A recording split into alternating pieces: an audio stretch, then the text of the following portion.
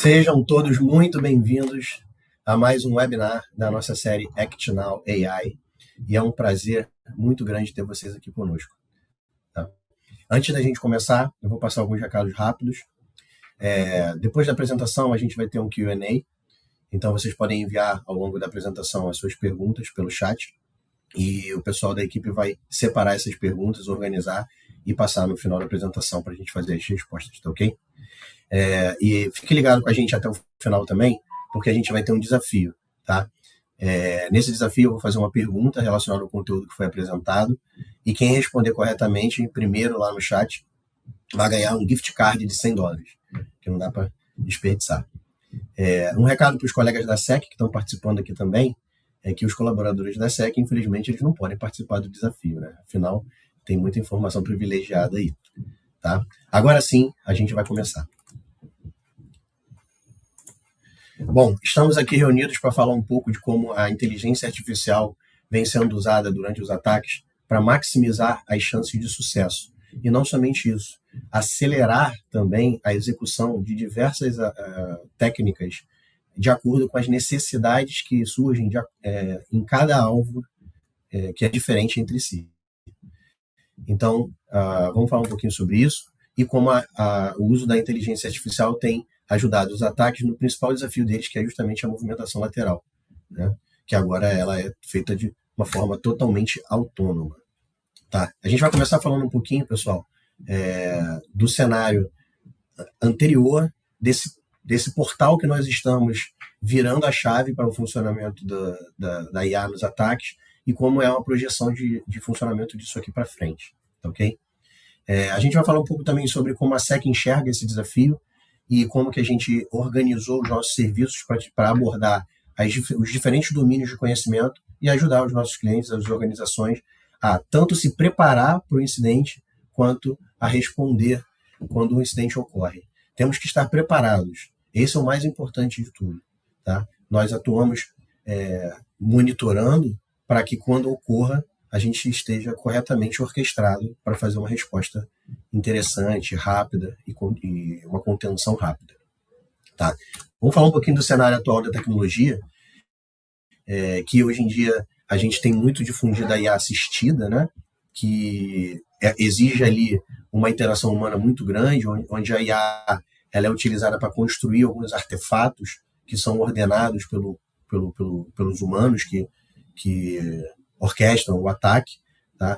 A IA ela trabalha de uma forma extremamente passiva e com atividades pontuais e que entrega algum tipo de informação para que o atacante tome a decisão e decida o próximo passo e volte a usar a IA para ajudar a construir os artefatos daquele próximo passo.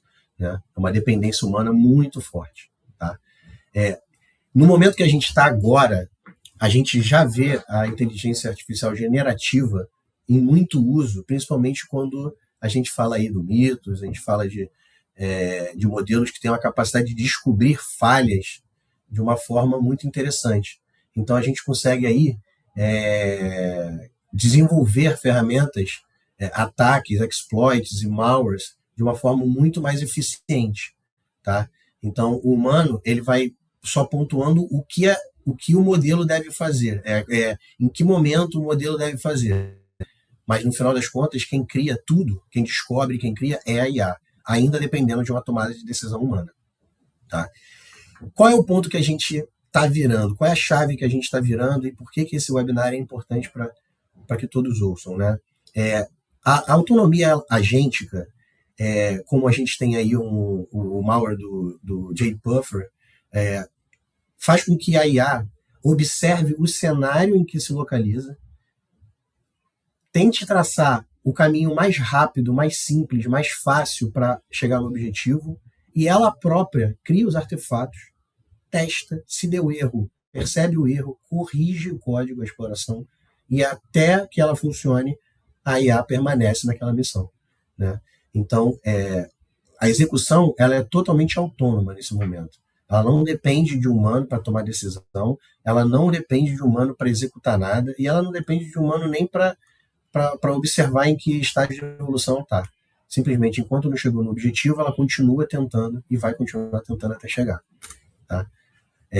Dentro desse cenário dos próprios modelos, perceberem quais são as fragilidades para fazer essa movimentação, para fazer uma escalar privilégio, para executar alguma técnica específica. Dentro dessa lista completa, a gente vê que se destaca muito criação de phishing, engenharia social. Esse é o vetor de ataque mais usado, com certeza, aqui no Brasil, e um dos 3 primeiros na América Latina inteira, principalmente focado em falta de conscientização dos usuários, etc., e até mesmo algumas questões de proteção em endpoints que podem estar falhas. Tá? Existe também uma grande utilização de credenciais expostas, que é a forma mais fácil que alguém tem de invadir um sistema, que é basicamente fazer pesquisas em fóruns específicos, obter credenciais expostas, e algumas delas, muitas vezes, acreditem, têm permissões muito altas, né? Tem privilégios elevados. Então, não é de se descartar, inclusive, é como o ataque dos modelos da OpenAI chegaram ao Hugging Face. O terceiro item que a gente tem aqui no top 3 são as falhas não corrigidas. Então, basicamente, isso aí seria como um problema de patch management, vamos dizer assim. As falhas nas aplicações permitem que os modelos, descobrindo que aquela aplicação existe, eventualmente com versões ou não, consiga perceber se existe um CVE público. Muitas vezes, sim. E se existe o CVE e você não está com a aplicação atualizada, o modelo invade. Isso foi a forma que o Jade Puffer invadiu, se movimentava ali através de falha no Langflow. Existe configuração incorreta de cloud, que a gente sabe que a questão de postura em cloud pode limitar a movimentação de um atacante. O que está sendo mais falado hoje em dia, inclusive, os ataques patrocinados por estados, se utilizam muito desse fator de third-party supply chain, que é quando você utiliza determinada biblioteca ou determinada dependência dentro da sua estrutura, e essa dependência é comprometida, e o comprometimento se estende a você também. Então, o modelo de IA pode decidir que é muito mais fácil invadir um NPM e te atingir do que efetivamente tentar invadir a sua estrutura, seu repositório e fazer alguma modificação no seu código. Né? A gente vai para o penúltimo item que tem aqui na listagem, que não é menos importante, mas obviamente a extorsão de dados através de ransomware. Né? Muitas vezes a ameaça ela já está localizada. Né? O último item que vale a pena comentar também é a falta de monitoramento 24/7, que isso tira a visibilidade de qualquer organização. Então, quando um ataque ele é iniciado, ele tem tempo para se movimentar. Mesmo sendo feito por humano ou por IA, ele acaba tendo mais tempo para se movimentar porque ninguém percebeu que está ali. Tá? Então, é importante a gente ter em mente quais são os vetores mais utilizados aí para a exploração através desses modelos. Tá? Eu vou falar um pouquinho da diferença. Entre autônomo e agêntico, porque isso acaba confundindo um pouco as pessoas.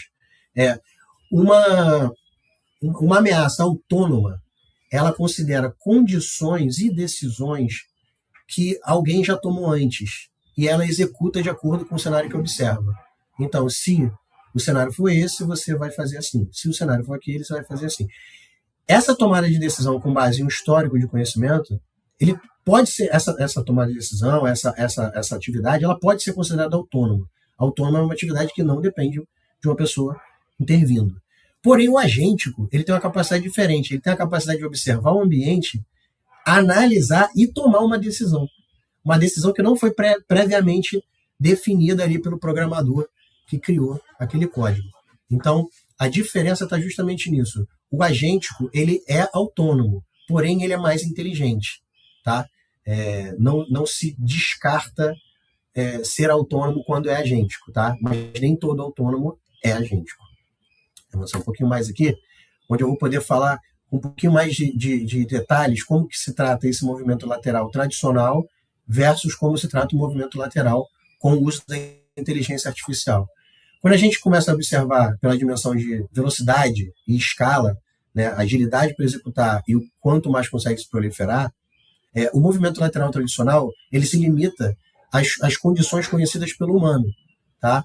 Então, essa é uma limitação que pode fazer com que o movimento ele seja pausado até que o humano tome a decisão.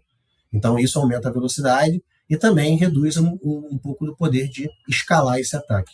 Já com a movimentação lateral com IA, Isso é completamente paralelizado e instantâneo. Em que sentido? O agente ele pode ter múltiplas iterações, né, múltiplas instâncias de execução, onde roda em paralelo, e as decisões elas vão sendo tomadas ali na velocidade que a informação vai chegando. Né? Então, basicamente, são poucos minutos ou alguns segundos, dependendo da complexidade.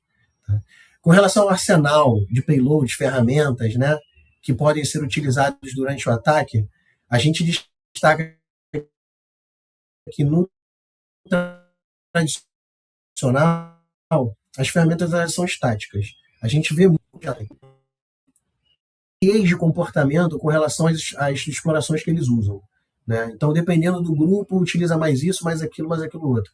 Quando a gente fala de um arsenal, de um ataque agêntico, né, com uma IA agêntica, a geração desse arsenal ela é dinâmica. Né? É totalmente dinâmica. Ele consegue criar payloads, ferramentas para explorar aquela falha específica daquele momento. Se nenhuma falha foi conhecida publicamente para aquela aplicação, ele pode fazer um estudo da aplicação, descobrir um zero day e fazer a exploração. Tá? Ele é claro. Isso faz, inclusive, para a gente que está fazendo uma resposta a incidente. Tá? E essa característica de atacar múltiplas naturezas de ferramentas ou de caminhos também dá para a gente indícios de que foi um ataque feito com auxílio agêntico. Tá? Até aí, beleza? Vamos seguindo. Se a gente olha pela dimensão de resposta às falhas, né, aos problemas que eventualmente o atacante tem ali durante a execução dos seus payloads e das suas ferramentas, o script, quando ele falha, o operador ele precisa entender o que aconteceu, o operador do ataque, eu digo, ele precisa entender o que aconteceu e aí ele precisa corrigir aquele código e tentar novamente, e se der problema, ele vai fazer isso a quantidade de vezes que for necessário. Já com um ataque agêntico, vocês percebem que o agente, isso para as pessoas que já estão acostumadas eventualmente a usar os modelos para criar códigos, vocês percebem que o próprio modelo executa o código, se dá alguma falha, ele percebe o log de erro, entende onde está o problema no código, ajuda de novo, e ele fica isso. A forma de funcionamento ela é muito parecida do tradicional com o IA. Só que o tradicional ele é feito manualmente. Então ele é mais lento e não escala. E, além disso, ele é mais atrasado para responder a falhas, porque ele se limita ao conhecimento daquele humano. Né? O agêntico ele é bem mais parrudo nesse sentido. Tá bom? Sobre a última dimensão que a gente vai citar, que é a visibilidade do SOC, uma movimentação lateral tradicional ela gera muito rastro, tá? Ela gera muito ruído, como a gente costuma dizer. Faz muito scan, e mesmo com o resultado do scan sendo atingido, ele continua o scan ao longo das outras redes, e não consegue ser tão inteligente. Agora, quando você faz isso, e aí você percebe muito footprint, você percebe muito acontecimento, muita atividade ali. Isso pode disparar alertas e isso também pode ajudar na investigação de um analista. Tá? Já quando você usa IA, você pode até gerar o mesmo ruído, tá? Só que ele é muito rápido. Muitas vezes você não tem tempo de um alerta ser gerado e uma resposta manual ser executada. Dependendo do tipo de ataque que você precisa correlacionar alguns eventos e tudo, o tempo de você descobrir ele fica muito próximo do tempo de você reagir. Então acaba tornando a situação da defesa um pouco delicada. Tá? A gente vai falar um pouco mais sobre isso também. Sobre a questão do movimento lateral autônomo com IA, né, agêntico, vamos dizer, a gente consegue observar, através de uma simulação feita pela Unity 42 da Palo Alto, uma redução de tempo, tá, de exfiltração, entre o tempo da contaminação até o tempo da exfiltração, de 2 horas para 25 minutos. Mas a redução ela é muito expressiva, e principalmente porque em 25 minutos é muito difícil reagir. Tá? Você precisa ter uma estrutura de monitoramento muito bem estruturada, você precisa ter uma estrutura de playbooks e resposta também muito bem definida, muito bem trabalhada. Você precisa ter uma escala, um plano de escalonamento, de acionamento. Tudo você tem que ter muito bem estruturado, muito bem definido previamente, para que quando ocorrer um incidente, você consiga reagir a tempo. Tá? As respostas automatizadas, elas são realmente um dos principais itens aqui. Tá? Então, você tem a capacidade de um SOAR que executa um playbook na primeira detecção, isso é fundamental para a sua capacidade de reação. Tá? Eu separei aqui um cenário muito real e que é mais conhecido por todos, que foi o cenário de ataque autônomo contra a Hugging Face, que foi executado, esse ataque ele foi executado pelos modelos da OpenAI. Então, assim, são modelos certificados, são modelos conhecidos, modelos comerciais, são modelos que a própria OpenAI não usa para ataques intencionais. Porém, durante um estudo de segurança que estava sendo feito, utilizando a plataforma do ExploitGene, os modelos eles perceberam a necessidade de um conhecimento muito específico que eles foram buscar na fonte. E a fonte é o repositório da Hugging Face.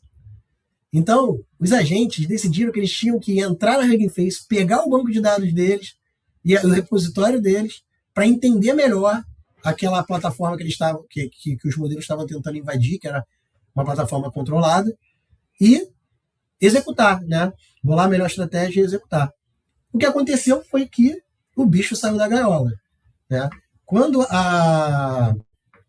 os modelos perceberam que tinham que ir até a Hugging Face e não tinham acesso à internet, eles não tinham absolutamente nada ali de como chegar, né? Eles foram atingindo esses objetivos. Como? Primeira coisa é quebrar a sandbox. Aí depois eles se movimentaram lateralmente até achar um acesso à internet. Com acesso à internet, eles fizeram o scan e a análise da Hugging Face. E depois disso, eles fizeram a invasão, acessaram o banco de dados e exfiltraram o banco, a base deles. Tá? Então, assim, isso foi completamente autônomo. A OpenAI não atuou em nada nesse aspecto, certo? Vamos passar um pouquinho mais de detalhes aqui, onde a sandbox do ExploitGene foi explorada, foi vazada, né? Os modelos descobriram um zero day no repositório de pacotes que era disponível para eles. Então, eles exploraram esse repositório. Daí eles fizeram escalada de privilégio, né? Acessaram a internet, a partir daí foram fazer o reconhecimento na Hugging Face, encadearam um sistema de ataques com exploit zero day, credenciais roubadas, que é muito fácil credenciais roubadas, né? Executaram o RCE e depois exfiltraram os dados. Tudo sozinho. Tanto do lado de casa, OpenAI, quanto do lado da Hugging Face, que é o atacante, o destino. Tá? A própria Hugging Face divulgou uma nota informando que ficaram gratos pela colaboração, ajuda da OpenAI, entenderam que não era um ataque nocivo, né? E reconheceram que esse tipo de incidente ele é sem precedente. Né? Possivelmente o primeiro, um dos primeiros ataques que ocorreram desse tipo, né? No mundo, pelo menos reconhecidamente, publicamente, assim, né? Aí vamos lá. Será que os ataques agênticos eles funcionam? Né? E por que eles funcionam? Bom, que eles funcionam, a gente já viu que eles funcionam, né? Agora, o porquê? Mais uma vez, a gente está falando aqui que existem lacunas de visibilidade. O monitoramento ele não percebe algumas áreas da organização. Né? A telemetria, ela às vezes é limitada a alguns poucos dispositivos, que podem ser realmente alguns mais importantes, porém, as portas de entrada que podem te dar indícios de que o atacante está chegando ali, elas podem estar de outro lado. E você não tendo a visibilidade lá, ou você não tendo a visibilidade de como aquele pedaço lá, de porta de entrada, chega até as joias da sua coroa, você não vai conseguir fazer uma detecção bem sucedida. Tá? Uma das partes principais que a gente costuma citar é a complexidade, tá? E as inconsistências do ambiente. A questão de complexidade é muito crítica, porque muitas vezes você perde visibilidade porque você não sabe que tem, porque é muito complexo, tá? Outras vezes é porque você implementa controles que se adequam a uma tecnologia, mas não se adequam a outra devido à complexidade que você tem no seu ambiente. É importante ter essa homogeneidade na aplicação dos controles ao longo das diferentes áreas. E a complexidade do ambiente e a inconsistência de tecnologias e de definições de padrão, isso acaba sendo um dos empecilhos para se detectar e impedir o funcionamento de um ataque agêntico. Tá? Um outro item que a gente levantou aqui, que é um dos mais importantes, até porque na SEC a gente dá muito valor ao SOC de identidade, é entendendo que a identidade ela é um dos principais fatores de exploração. Como a gente diz que um credential dump, como a gente diz uma credencial vazada que está numa dark web, tá? E muitas delas, como eu falei, eu citei brevemente inicialmente, elas têm privilégios altos, né? E aí se você fala assim, mas esse privilégio não é muito alto. Ele pode não ser muito alto, mas ele pode ser exagerado para o que aquela pessoa precisa. A gente tem uma estatística aqui que a maior parte das identidades que existem hoje em dia no mundo tem alguma permissão que elas não usam há mais de 60 dias. Para você ter noção. É bastante coisa. Então, a implementação de um Zero Trust na identidade é fundamental também, tá? Esses dados, eles vêm da Unit 42 também. Antes do ataque, né? Essa grande frase do civis passem para Bellum.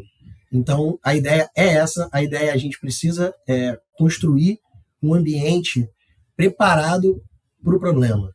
A gente tem que viver na paz preparado para o problema. Como que a gente previne? Tá? A gente vai fazer diversas reduções na superfície de ataque. Como que é isso? Primeiro, a segmentação da rede em Zero Trust. Tá? Microsegmentação de rede, Zero Trust, ZTNA. A gente pode falar de diversas formas aqui. Mas fazer os seus silos bem delimitados é fundamental para evitar esse tipo de movimentação. A parte de gestão de acesso privilegiado através de PAN, que também é muito importante para a gente, porque quando alguém precisa de um acesso privilegiado, esse acesso ele é avaliado e autorizado na hora, então pode não havendo a necessidade, não é liberado, e quando há necessidade é liberado por um tempo específico e depois esse acesso é revogado. Tá? Óbvio, o MFA pode parecer chovendo molhado, mas tem muitas organizações que não usam um MFA bem implementado. Tá? Então, um MFA resistente a phishing é importante, porque se eu te peço uma informação, a partir do momento que eu tenho ela, eu consigo fazer todos os acessos posteriores, isso é um grande problema. Porque dentro de um phishing, se você clicar, automaticamente eu pedir o seu OTP, você vai colocar, imediatamente eu faço acesso lá. Então é importante tomar cuidado com isso. Então a gente tem aqui diversas formas, e outras diversas formas também de redução de superfície de ataque. Tá?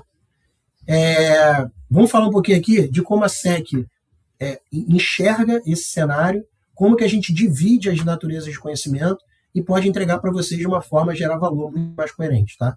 Então, a porta da frente, identidade, com certeza. Tá? Então, a gestão de identidade é um domínio muito crítico e muito difícil para as organizações. Eu sei que não é simples, mas tem que ser feito. O monitoramento da identidade, de comportamento de uso, tá? Isso é fundamental. Tá? Tem que trabalhar em cima disso. A gente tem aqui um cenário de monitoramento geral do MDR SOC, tá? Então a gente tem um cenário geral de monitoramento do SOC, que é monitoramento dos seus ativos, dos seus dispositivos de rede, dos seus endpoints, eventualmente monitoramento dos seus dados também, tá bom? A gente separa muito isso de identidade, porque são casos de uso completamente diferentes, formas de reagir completamente diferentes, pontos de tomada de decisão completamente diferentes. E a gente domina esses dois, tá? A gente separa também aqui um domínio de conhecimento que é o Threat Hunting, que o Threat Hunting ele não é importante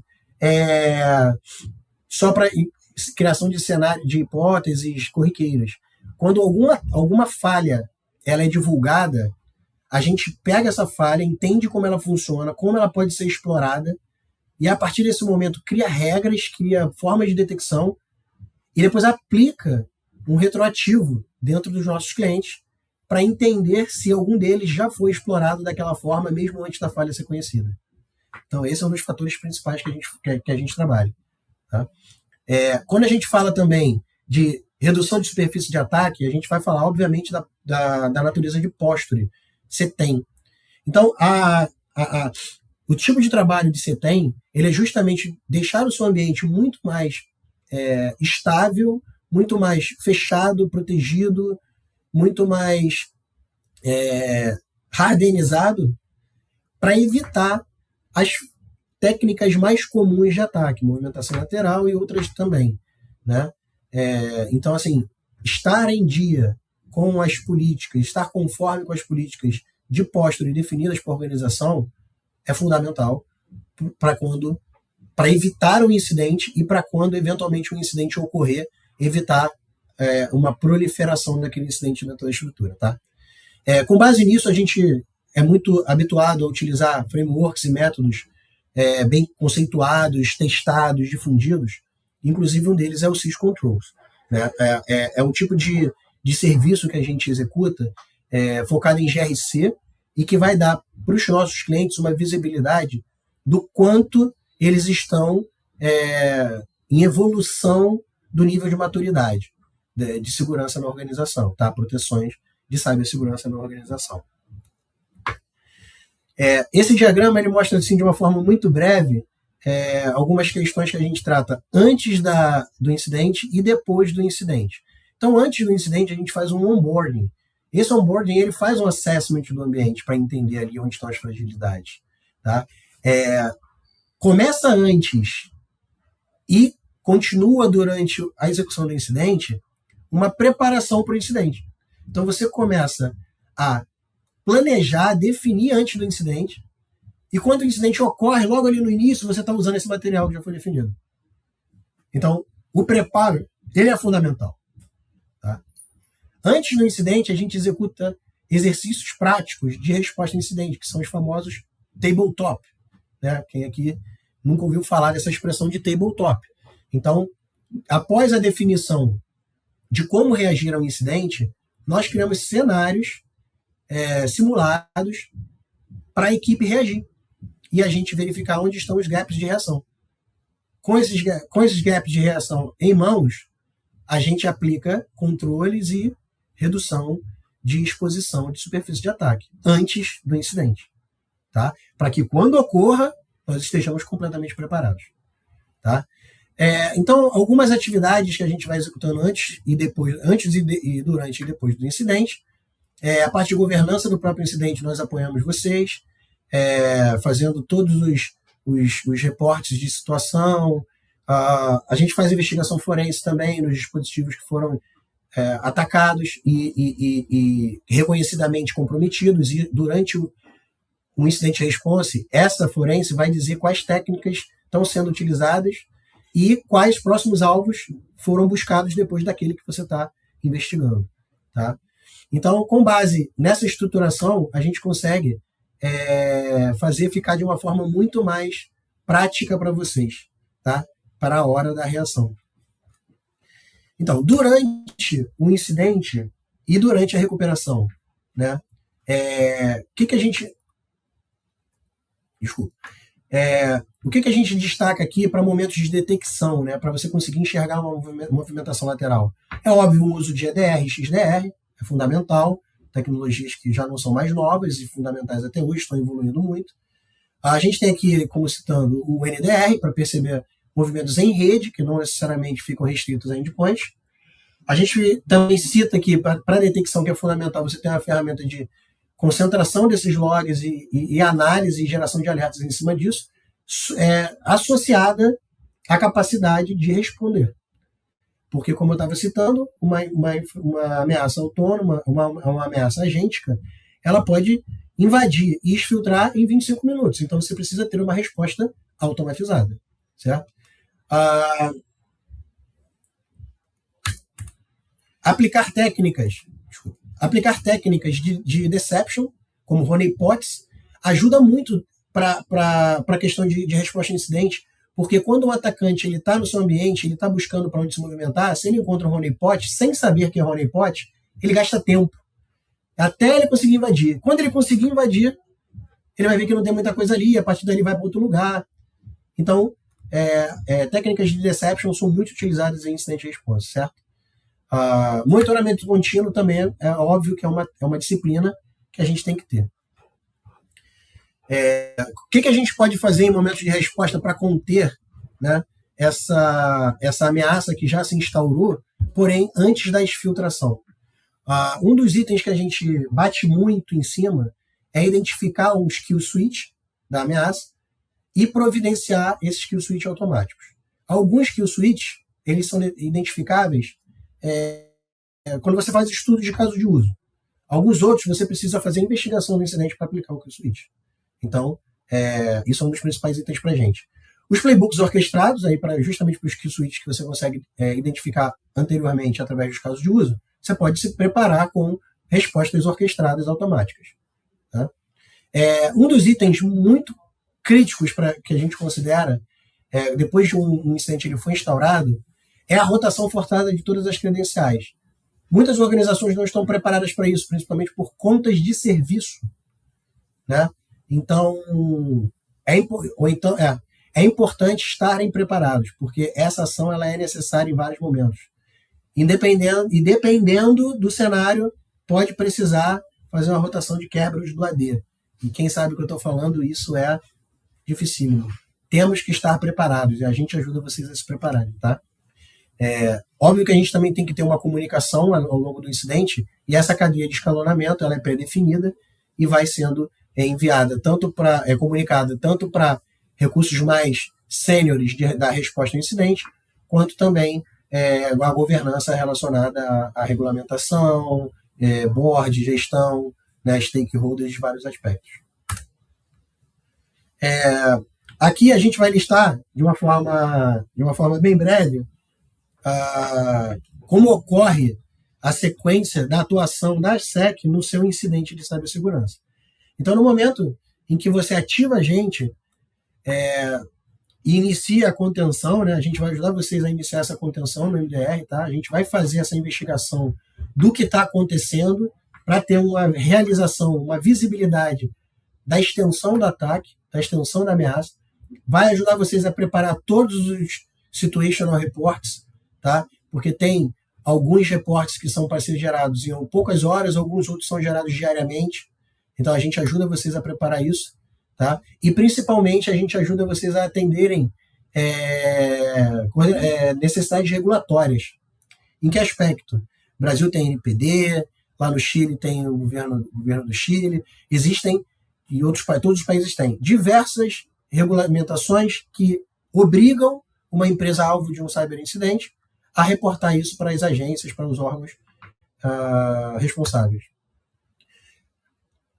Com esse tipo de atuação, tá, estruturado na SEC, a gente consegue fazer uma ativação completa da tua equipe de resposta a incidente, tá, com uma investigação forense, coordenação regulatória e várias frentes iniciadas em menos de 3 horas.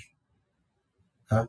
Então, assim, em menos de 3 horas, a gente consegue mobilizar uma equipe para iniciar todas as atividades preliminares e culminar em um reporte que, no caso aqui, como a gente cita, a gente trabalha na América Latina inteira, um dos mais restritivos em tempo é o do Chile. Então, ali, o C-Search do Chile exige que em até 3 horas faça o primeiro reporte.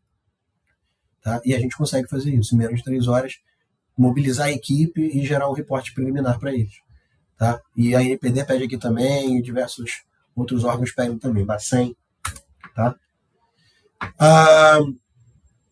Separar aqui visualmente um pouco as 4 fases, tá, da segurança aqui.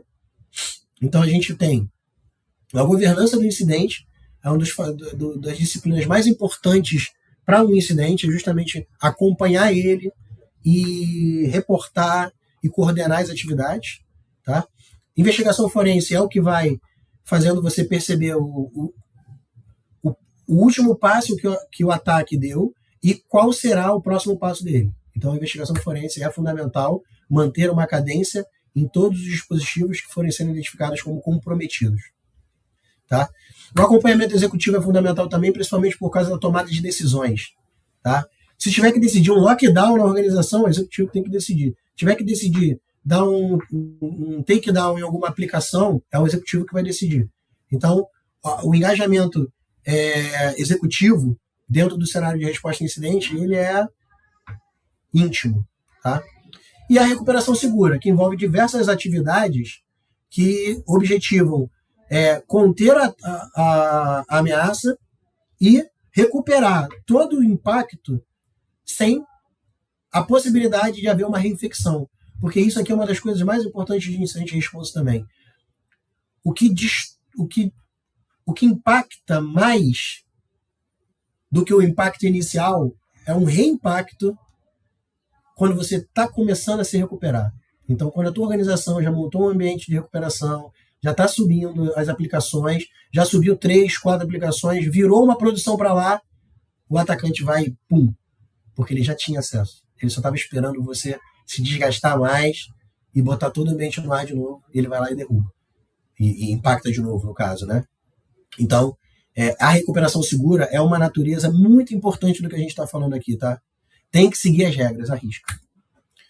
Então, esse é um trabalho de melhoria contínua. A cada incidente você faz esse conjunto de atividades. E a gente apoia vocês nisso porque temos expertise em fazer todos eles. Beleza, Fabinho. E a partir daí, como é que eu começo? Né? Gostei do que você me falou, eu quero saber como é que eu começo. Então, por experiência, a gente sabe que algumas atividades, ser diligente com algumas atividades, evitaria a maior parte dos impactos, ou pelo menos reduziria a extensão dos impactos que existem nos ataques. Esses 10 itens que a gente colocou aí é uma dica, uma cola, para que vocês se preocupem em primeiro lugar, porque quando a gente tem um incidente de alto impacto, quando a gente vem nessa lista, o cara não cumpriu 4, 5, 8 itens daí.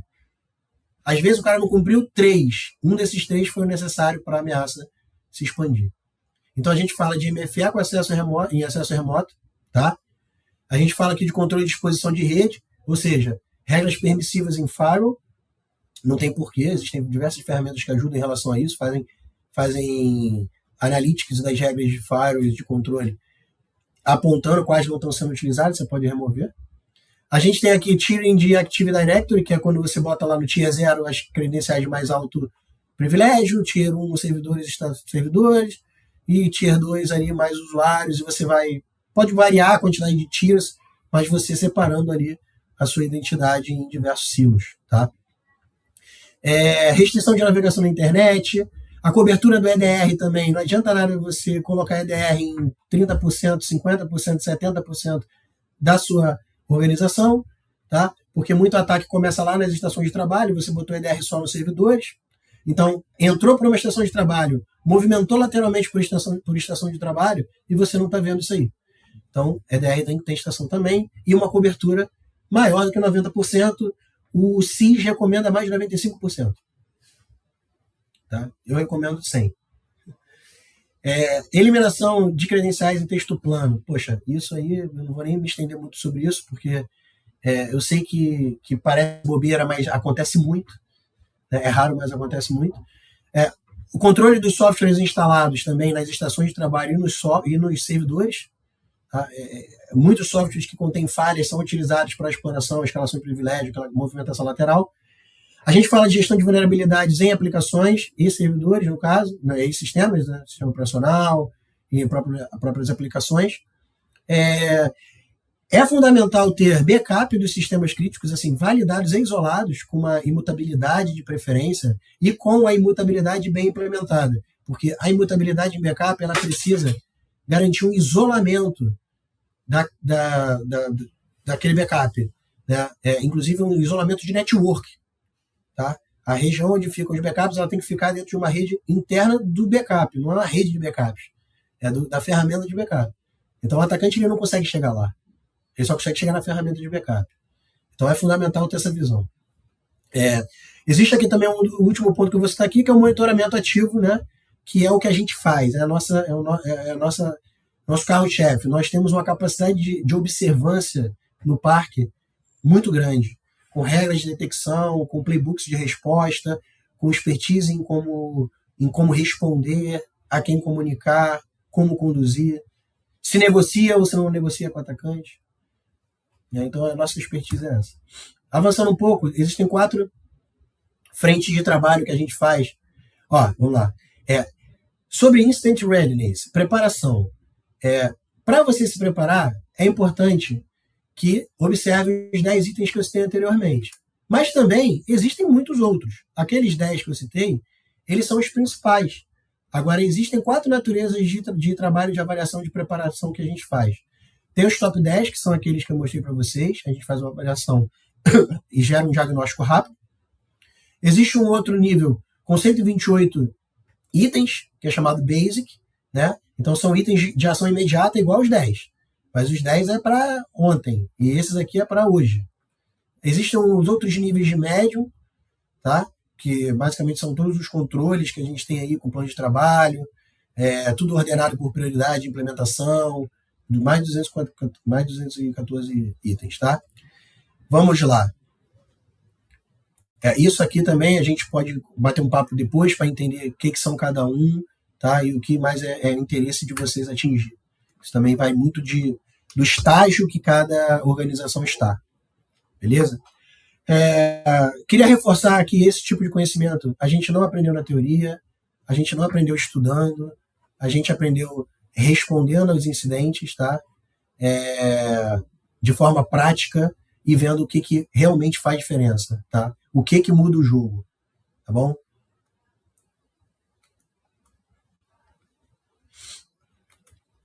Aí vou falar um pouquinho rapidamente para vocês aqui a respeito do Nautilus, né? E como que você enxerga isso? Como que vocês, que são nossos clientes, enxergam o trabalho que a gente faz?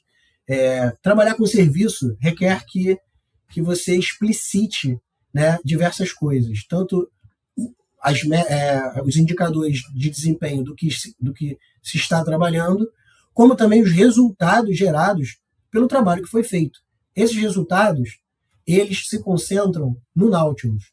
E o Nautilus é uma plataforma de resiliência da SEC. É uma plataforma que converge os dados de todos os serviços que os nossos clientes têm. E depois, através de visões específicas para operadores, de gestores, board, né, C-level e tudo, e até mesmo dos nossos próprios profissionais que acompanham o serviço dos clientes. Então, diferentes visibilidades existem dentro do Nautilus que permite a conversão de dados de operação em indicadores e a avaliação e pontos de risco para o negócio, né? Então, é importante a gente ter essa visão de que os serviços que a gente executa, eles não servem só para a gente ficar observando se vai ter uma ameaça ou não. Eles servem também para a gente perceber o comportamento das ameaças e como que eu posso reagir, como que eu posso tomar decisão em cima disso, tá? Então, o Nautilus é uma plataforma que os nossos clientes, alguns já têm acesso, outros ainda estão sendo ativados nessa plataforma, tá? Aqui.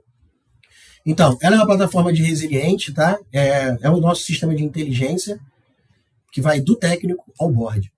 Converge todos os serviços da SEC, transforma tudo que é dado técnico em risco de negócio.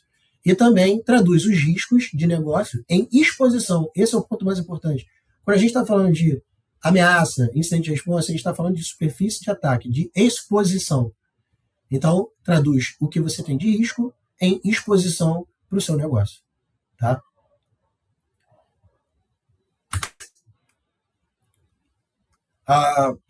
Aqui a gente vai falar brevemente sobre o FRA, que é justamente um assessment de resiliência que nós fazemos nos nossos clientes para traduzir também a operação dele, seus processos, entender o que o cliente tem já de definição, o que é gap de definição.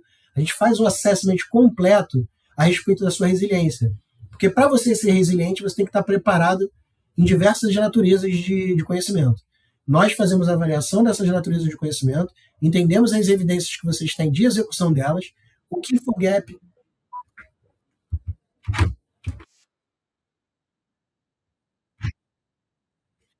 gap e, e tratar junto com os clientes, através de plano de ação, através de benchmark em outras áreas, outras empresas, outros setores, para entender como é feito, para a gente trazer esse conhecimento e elaborar junto.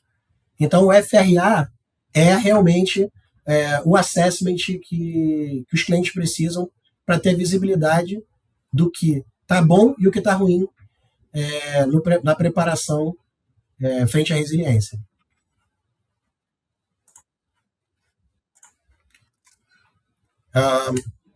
Agora, pessoal, a gente vai para o nosso Q&A, tá? E o nosso time vai me passar aqui algumas perguntas que o pessoal colocou no chat.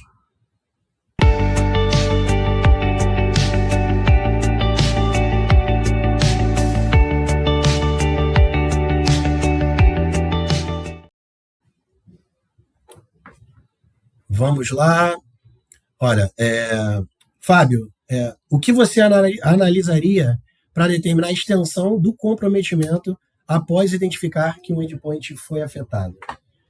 Bom, para identificar como o endpoint foi afetado, basicamente tentar encontrar o paciente zero, o ideal aqui é que a gente faça a correlação de diversas evidências, tá? Tanto de endpoint, quanto de identidade, quanto de rede, outros tipos de log de aplicação também, para que a gente consiga montar uma linha do tempo, né, de qual apareceu primeiro onde, e com isso ir fazendo backtrace até identificar a origem do paciente zero. Tá? Não é um trabalho fácil, é um trabalho extenso, porém é assim que se faz e é o melhor resultado que se pode atingir. Deixa eu ver aqui.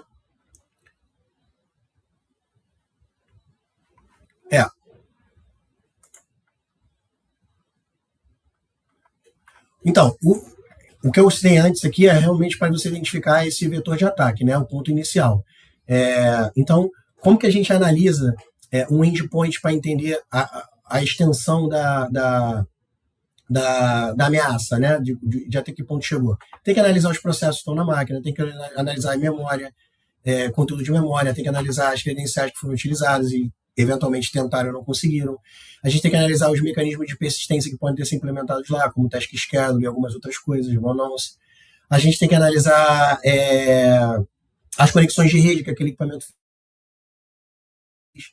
Então, a extensão do ataque e o vetor a gente identifica basicamente da mesma forma. Um você olha para trás, o outro você olha para frente.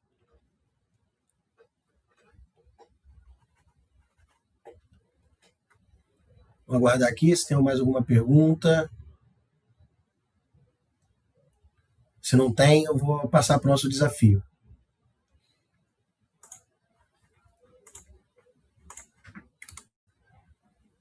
Vamos lá, pessoal. A perguntinha do desafio vocês vão responder no chat. Quem responder primeiro com a resposta certa vai levar aquele gift card de $100.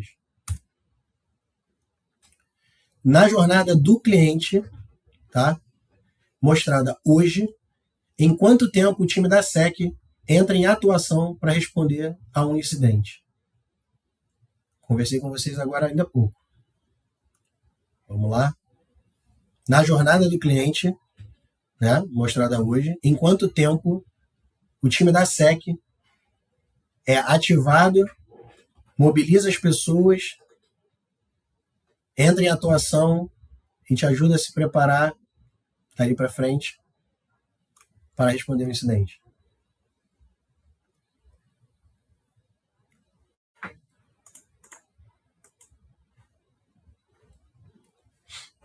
Ó, a gente já tem algumas respostas aqui. 9 horas, 4 horas ou menos de 3 horas.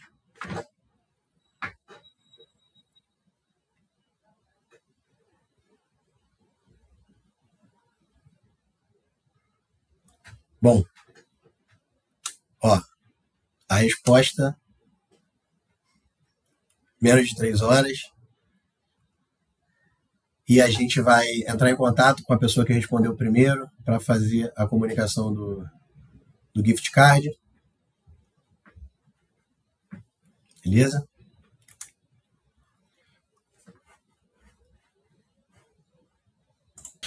Bom, parabéns ao vencedor. A nossa produção vai entrar em contato agora em breve com as informações de recebimento do prêmio, tá bom? Tá bom, pessoal, eu queria agradecer a todo mundo que esteve aqui presente com a gente, participou de mais uma sessão do Act Now AI Series. E o nosso próximo encontro já está marcado para quinta-feira que vem, quando a gente vai falar sobre IAM na era agêntica, gerenciando acessos de identidade de agentes de IA. Tá bom? A gente espera vocês na próxima sessão. Muito obrigado e até lá.